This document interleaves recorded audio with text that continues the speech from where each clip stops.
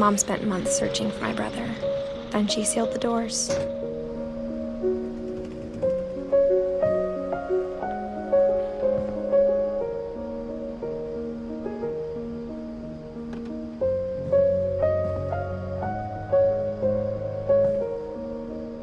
Whatever Milton had found in the house, Mom didn't want it getting out.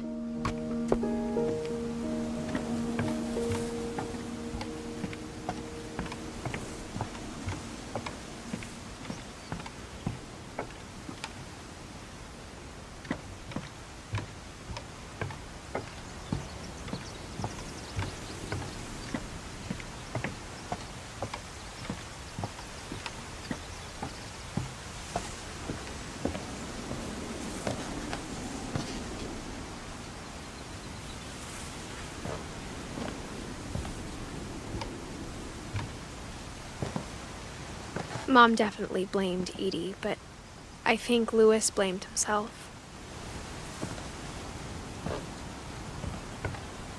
After he graduated, he just spent more and more time in his room, until Mom got him a job at the cannery.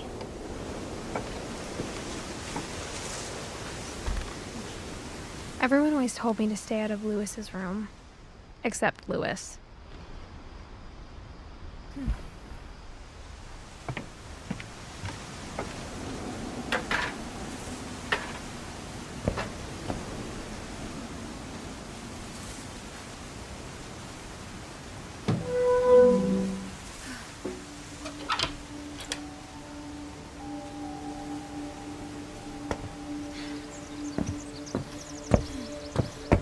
Louis's room smelled very, very familiar. That part of him lived on.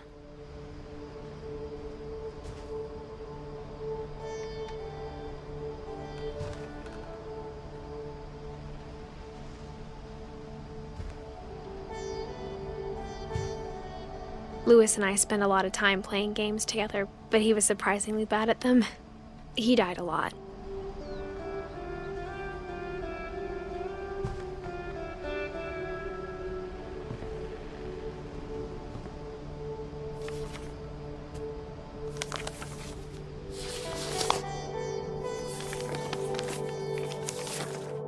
Dear Mrs. Finch, as Louis's psychiatrist, I can understand your desire for an explanation. As I see it, the trouble began in January, shortly after we convinced your son to seek treatment for substance abuse. Newly sober, I believe Louis first noticed the monotony of his daily life.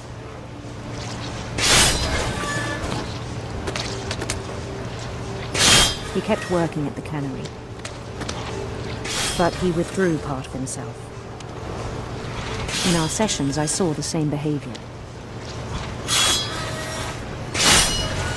His mind began to wander. I asked him to describe it. He said he started small, imagining a labyrinth. He'd feel his way about. Then something moved. Bats. And toads.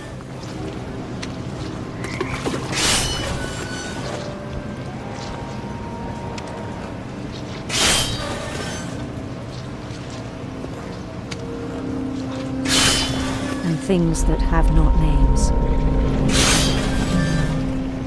He knew it was all in his head. But he took it very seriously. I had hoped he'd find himself.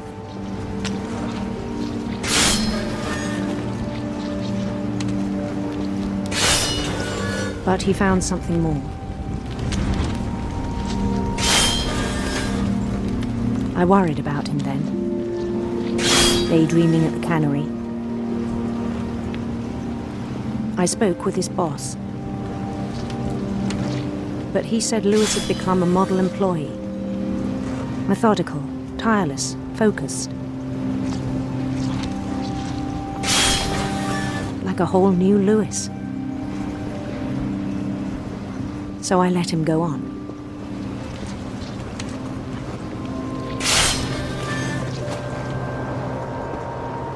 I even encouraged him.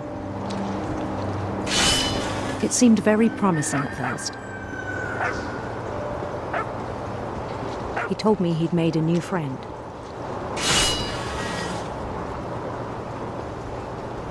On the edge of a city he named Lewis Topia. He built the city up slowly, brick by brick. Then he made musicians.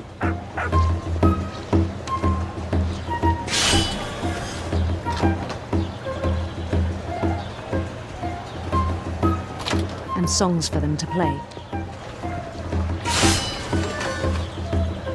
He talked about starting a band. And he was always humming something. Every day his imagination grew stronger. He no longer spoke at the cannery. But his chopping was as reliable as ever. Then one day it struck him that all the cheering crowds, even the stones under his feet, were all in his imagination. So he could do whatever he wished.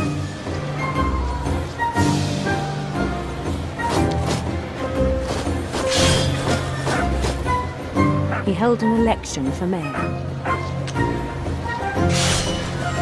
And he won. They begged him to stay, but his mind was already wandering. It became a game for him.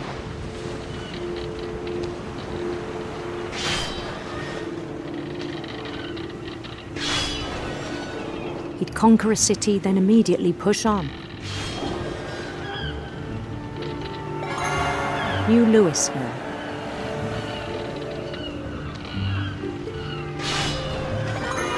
St. Louis. He started drifting away from our reality.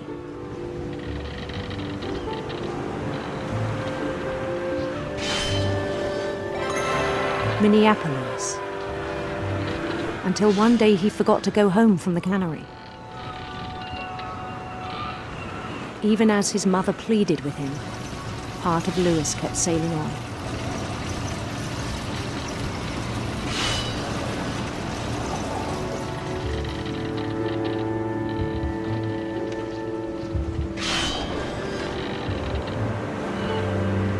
In Lewisburg, he heard rumors of a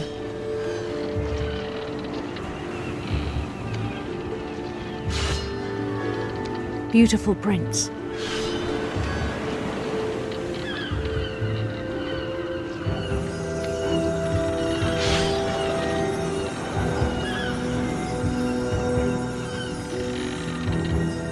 The prince was on his own quest for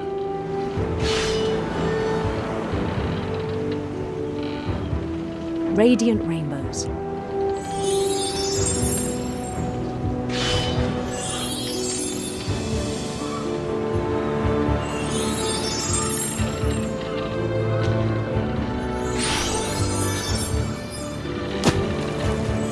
He followed the sound of his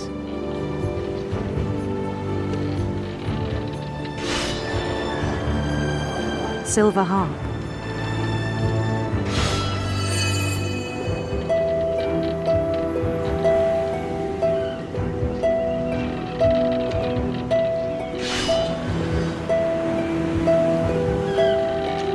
His chase led him to a golden palace east of the sun and west of the moon.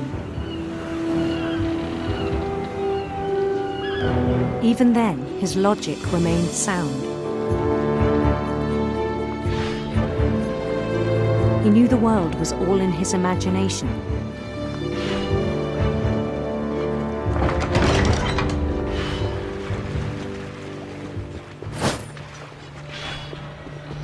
But he was so proud of having created it.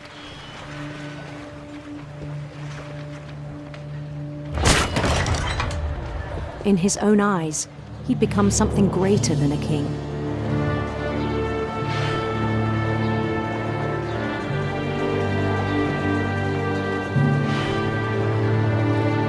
For someone who'd never known success in the real world, I think it was overwhelming.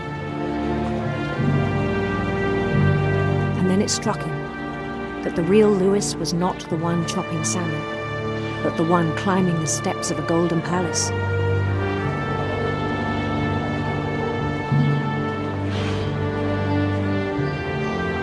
My imagination is as real as my body, he told me. It was hard to argue with him.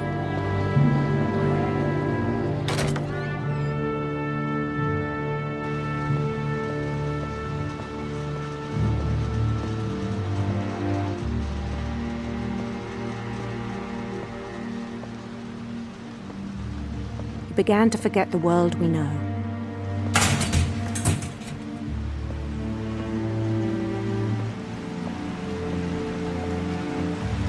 I think it pained him to remember Lewis, the cannery worker.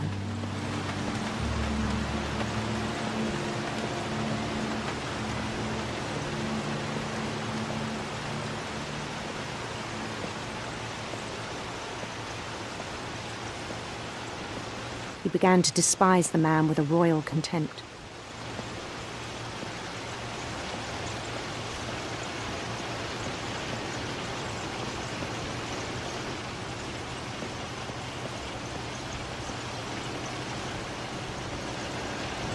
I still thought I could save him. Even after he said he was being crowned king over all the lands of wonder.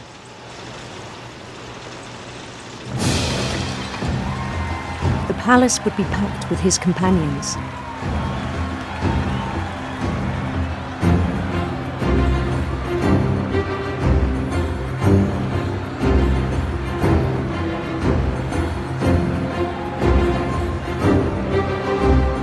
Including the wise Calico who'd insisted on inviting him.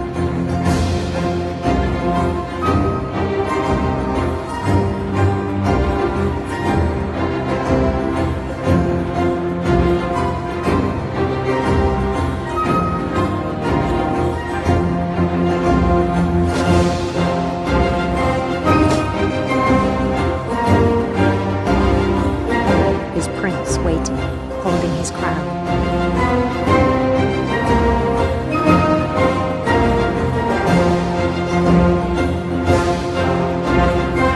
There was only one thing left to do.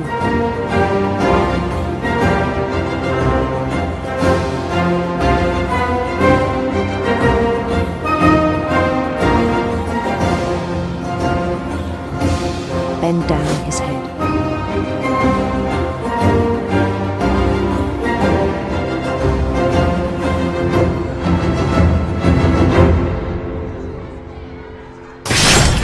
And the rest I think you know. Mrs. Finch, your son was a kind man who will be missed by all of us who knew him.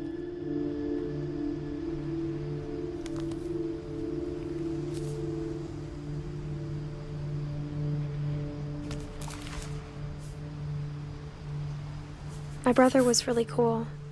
I wish you could have met him.